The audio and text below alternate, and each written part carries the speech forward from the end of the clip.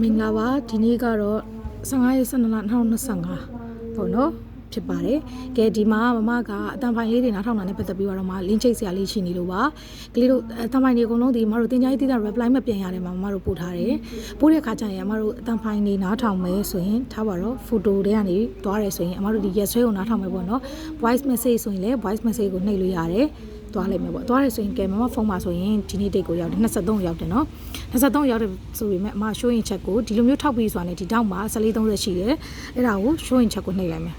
show in check ကိုနှိပ်လိုက်တဲ့ခါကျရင်23ရက်နေ့ကိုရောက်သွားတယ်ဒါပေမဲ့မမတို့ဒီအထက်ရှိမှာပါတယ်ရှိလဲဆိုရင်မမစာပို့ထားတာရှိတယ်ပေါ့နော်ဒါပေမဲ့ဒါမမဖုန်းပြောင်းထားတာဖြစ်တဲ့အတွက်ဒီ19 September မှာပဲစာလေးပဲရတာပေါ့နော်အဲ့ခါကျရင်ကိုကပုံမှန်လီဒါတွေလုပ်နေတာဘာလုပ်နေလဲဆိုရင်သူကအတန်ပိုင်းဆိုရင်အတန်ပိုင်းတွေကိုထောက်ပြီးတော့ပဲနားထောင်တာဘာအကြောင်းကြောင့်ပြောတယ်ဘယ်လိုမျိုးတွေပြောရတယ်ဆိုတာမရှိဘူးအဲ့ဒီတော့မမတို့ကဒီမနေ့ပြန်နေစပြီးတော့မတို့ဘာပြန်လုပ်မလဲအဲ့စာအုပ်မှာမတို့19 September ကိုနားထောင်မယ်ဆိုရင်19 September မှာဒါရက်ကိုထောက်ပြီးသွားဆိုအဲ့ဒီမှာမမဘာပြောသွားလဲမစားတဲ့စားစာလေးမျိုးပြောသွားတယ်ပြီးသွားရင်စားတဲ့ဘာညာကွတ်ဆိုတော့ဖက်ပြပေါ့နော်ဖက်ပြပြီးသွားပြီဆိုရင်သူတို့ကိုဘာရလိုက်လဲပြန်မေးပြီးသွားရင်ဆိုဟုတ်ပြီနောက်နေ့ကျတော့မမ20ရက်နေ့မှာဒါဆိုရင်တော့ဒါမမဖုန်းကနေဖြတ်လိုက်တယ်သို့မဟုတ်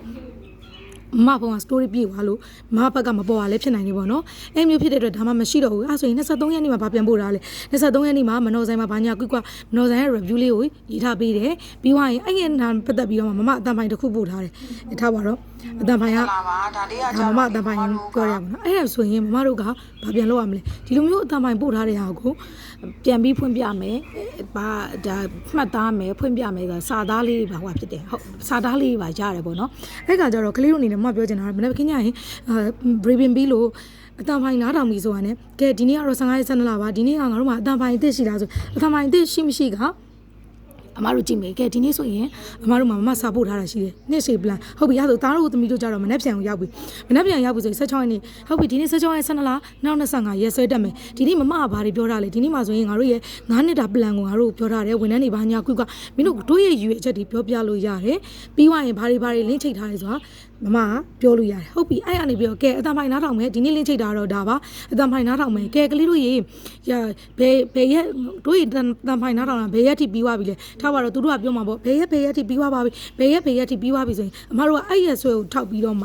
အတန်ဖိုင်တီးတမ်းမဟုတ်ဘဲနဲ့မမလင်းချိတ်တာမှန်သမျှမမပြောတာမှန်သမျှကိုတို့ဒီတစ်စက်လေးမှမလွတ်အောင်လို့တို့တွေအကုန်ကြည့်ပါမယ်နော်အဲ့မျိုးဖြစ်တဲ့အတွက်ဒါချီနီကိုလည်းဒါဆိုရင်အမထဲမှာ file မရှိတော့ဘူးဒါပေမဲ့လည်းရွှေ့ချက်လုပ်လိုက်တဲ့ခါကျရင်ဒါပေါ်တယ်ပေါ့နော်အဲ့မျိုးဖြစ်တဲ့အတွက်အဲ့လိုမျိုးလေးကိုမနေ့ပြန်စားပြီးတော့မှလင်းချိတ်မယ်နာဟိုပေါ့နော်ရက်ဆွဲလိုက်သွားမယ်ဒီနေ့ကိုဟိုတန်ပိုင်နားထောင်ဒီတန်ပိုင်နားထောင်ဟိုဟာကိုတွေ့တာကိုနှိပ်ဒီဟာကိုတွေ့တာကိုရှောင်းနှိပ်တာမျိုးမဟုတ်ဘဲနဲ့အဆက်အဟက်ရှိဘယ်လဲကနေဘယ်ရက်ကနေဘယ်ရက်ကနေဘယ်ဆိုရက်ကော့ရှိပါဒီတစ်ခေါက်နားထောင်ပြီးသွားပြီဆိုရင်နောက်တစ်ခေါက်မှာဘယ်လိုမျိုးနောက်တစ်ခေါက်မမတို့ကအတန်ပိုင်နဲ့တောက်ချောင်းနားထောင်မှာဖြစ်တဲ့အတွက်အတန်ပိုင်ရဲ့ဟိုပို့စာပို့တဲ့2023ကနေဒီနေ့ဒီချိန်တည်းကအတန်ပိုင်ရဲ့တကြောပြီးသွားရင်မတို့နောက်တစ်ကြောထပ်ပြီးပြန်နားထောင်မှာတစ်ခေါက်နားထောင်တဲ့အတွေးတွေလည်းမတူတယ်လို့အမြင်တွေလည်းတူမှာမဟုတ်ဘူးပေါ့နော်အဲ့ပြီးတော့မှတကယ်လို့မှငါတို့ကအမားတို့က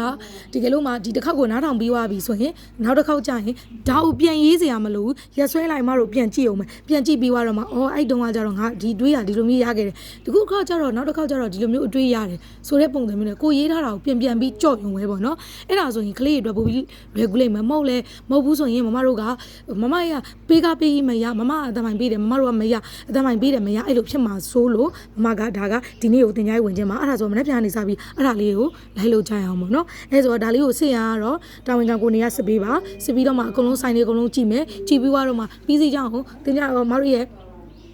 ကြောက်ရုံးမှာသတင်းပို့ပါပြီးရင်ဒီကလေးမှမပို့ရသေးတယ်မနာမထောင်ရသေးတဲ့ဆိုင်တွေအကုန်လုံးကိုလည်းကိုနေက line ဖုန်းဆက်ပြီးတော့မှတခါလေးနားထောင်နိုင်မှာတခါလေးလုပ်လိုက်ပါကျေးဇူးပါ